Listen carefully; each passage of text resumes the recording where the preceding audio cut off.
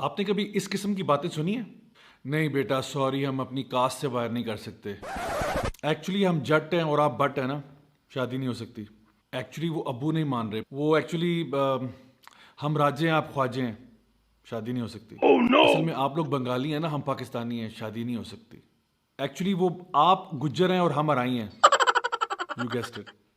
I think اگر آپ لوگ ایک چھوٹا سا سروے کریں اور پورے پاکستان میں یہ پتہ کرائیں کہ اکثر شادیاں کیوں نہیں ہوتی، تو ان کے پیچھے ایک بہت بڑی وجہ یہ ہے کہ ہم لوگ یہ سمجھتے ہیں کہ اگر ہماری کاسٹ سے کوئی بندہ باہر ہے تو اس سے رشتہ بالکل بھی نہیں کیا جا سکتا. اب اس کے پیچھے کیا حکمتیں ہیں، آئیے دیکھتے ہیں.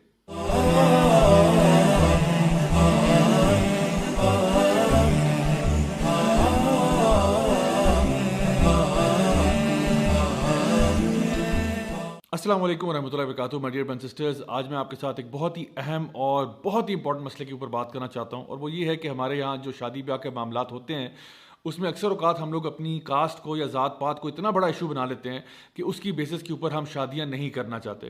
حالانکہ یہ بات جو ہے یہ قرآن مجید کے بالکل خلاف ہے. اللہ سبحانہ تعالیٰ قرآن مجید میں سورہ حجرات کی آیت نمبر 13 میں یہ بات واضح طور پر ارشاد فرماتے ہیں، یا ایھا الناس انا خلقناکم من ذکر و انثی وَجَعَلْنَاكُمْ شُعُوبًا وَقَبَائِلَ لِتَعَارَفُوا إِنَّ أَكْرَمَكُمْ عِنْدَ اللَّهِ يَتْقَاكُمْ إِنَّ اللَّهَ عَلِيمٌ خَبِيرٌ.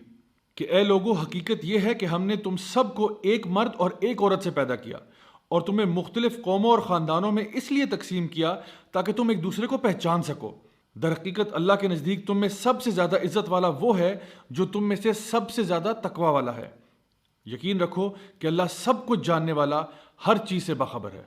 تو اگر آپ اس آیت کے اوپر غور کریں تو معلوم ہوگا کہ اللہ سبحانہ تعالیٰ نے ہمیں ایک نیشنز اور ٹرائب میں اس لیے نہیں بنایا کہ ہم اس کے اوپر فخر محسوس کریں اور ہمارے اندر تکبر بھر جائے، بلکہ اس لیے ہمیں نیشنز اور ٹرائبز میں بنایا تاکہ ہم ایک دوسرے کو پہچان سکیں. اور یہی تو خوبصورتی ہے انسانیت کی کہ ہم لوگ اتنے ڈفرینٹ ہیں، اتنے ڈائیورس ہیں. امیجن کریں کہ ساری دنیا کے اندر بس ایک ہی قسم کے، ایک ہی رنگ و نسل کے لوگ ہوتے تو کتنی بورنگ اور ڈل وہ دنیا ہوتی. اللہ تعالیٰ چاہتے یہ تھے کہ ہم ایک دوسرے کو پہچان سکیں، کیونکہ ہم ساروں کے اندر ڈفرینسز ہوتے ہیں. کئی کوالٹیز ہمارے اندر ہوں گی جو شاید دوسروں میں نہیں ہوں گی، اور کئی کوالٹیز دوسروں میں ہوں گی جو ہمارے اندر نہیں ہوں گی.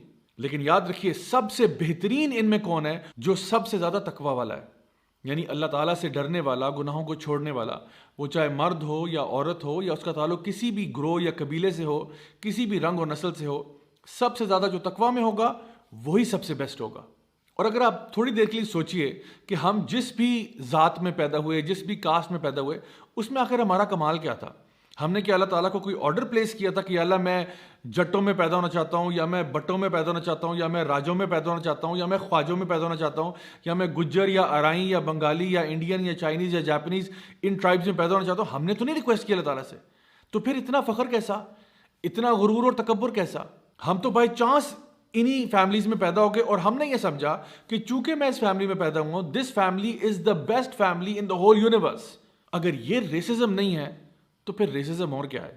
نبی کریم صلی اللہ علیہ وسلم کی حدیث ہے جہاں پہ آپ نے فرمایا کہ جس شخص میں رائی برابر بھی کبر ہوگا، یعنی رائی برابر بھی تکبر ہوگا، وہ جنت میں داخل نہیں ہو سکتا. پلیز اس بات کو بہت غور سے سمجھ لیں. جس شخص میں تکبر ہوگا، رائی برابر بھی ہو، وہ جنت میں داخل نہیں ہو سکتا. صحابہ نے پوچھا، یا رسول اللہ، یعنی ہم اچھے کپڑے پہننا پسند کرتے ہیں، ہمیں اچھے جوتے پہننے کا شوق ہے، تو کیا یہ تکبر ہے؟ آپ نے فرمایا نہیں. تکبر یہ ہے کہ تم دوسروں کو اپنے سے کم تر جانو. یعنی ہمارے معاملے میں جب ہم دیکھتے ہیں، اپنی ٹرائب کو ادھر سمجھنا، دوسروں کو اپنے سے کم تر سمجھنا، اور یہی کہنا کہ بھئی ہم تو یہاں شادی نہیں کر سکتے، یہ تو پتہ نہیں کون لوگ ہیں، یہ تو ہم تو یہاں ان کو گھاس بھی نہیں ڈالتے، یہ کیسے لوگ ہیں. اس قسم کا تکبر اپنے اندر ہونا، آپ نے فرمایا یہ تکبر ہے. اور تکبر یہ بھی ہے کہ جب حق بات آپ تک پہنچے تو اس کو جھٹلا دینا. کیا ہم لوگ چاہتے ہیں کہ ہم اپنے تکبر کی وجہ سے جہنم کی آگ میں دھکیل دیے جائیں؟ کیا ایسا تو نہیں ہے کہ ہمارے دلوں کے اندر تکبر بھرا ہوا ہے؟ اگر ہے تو آج ہی فیصلہ کریں کہ اس تکبر کی میل کو ہم اپنے دلوں سے صاف کر دیں گے. نبی کریم صلی اللہ علیہ وسلم کی حدیث ہے جو کہ صحیح بخاری اور صحیح مسلم دونوں میں پائی جاتی ہے، جہاں پہ آپ نے فرمایا کہ ایک عورت سے 4 وجوہات کی بنا پر شادی کی جا سکتی ہے. یعنی اس کا مال دیکھا جا سکتا ہے، اس کی خوبصورتی دیکھی جا سکتی ہے، اس کا حسب نسب دیکھا جا سکتا ہے اور اس کا دین بھی دیکھا جا سکتا ہے، لیکن آپ نے کہا کہ سب سے پہلے اس کا دین دیکھا کرو۔ مطلب کہنے کا یہ ہوا کہ اگر آپ دین کو پرائورٹی بنا لیں، یعنی اس کا دین، اس کا اخلاق، اس کا مینرز وغیرہ، یہ ساری چیزیں اس کو بنیاد بنائیں، اس کو پرائمری ریکوائرمنٹ بنائیں، اس کے بعد آپ اس کی شکل بھی دیکھ لیں، اس کا فیملی بیک گراؤنڈ بھی دیکھ لیں، اس کا مال بھی دیکھ لیں، باقی چیزیں دیکھی جا سکتی ہیں، کیونکہ اگر مال آج ہے ہو سکتا ہے کل وہ بینکرپٹ ہو جائے، اگر آج حسن ہے حسن بھی ایونچولی ختم ہو جاتا ہے، 10 15 20 سال کے بعد وہ حسن تو نہیں رہے گا جو پہلے تھا۔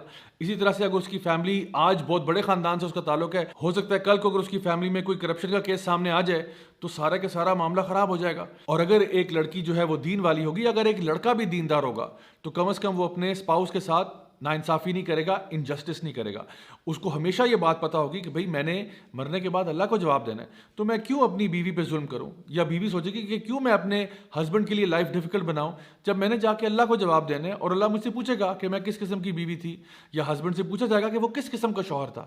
میں آپ کو ایک لڑکی کا واقعہ سناتا ہوں جنہوں نے میرے ٹیچر کو ای میل پہ یہ کہا تھا کہ میرے والد صاحب میرے ساتھ ہی رہتے ہیں نیو یارک میں، اور وہ میرے لیے شادی کرنا اتنا مشکل بنا رہے ہیں کیونکہ میں ایک بنگالی فیملی سے بلانگ کرتی ہوں، اور وہ یہ چاہتے ہیں کہ نیو یارک شہر کے اندر رہتے ہوئے وہ میری شادی کسی ایسے بنگالی شخص سے کروائیں جو کہ ہمارے قبیلے اور ٹرائب کا ہو۔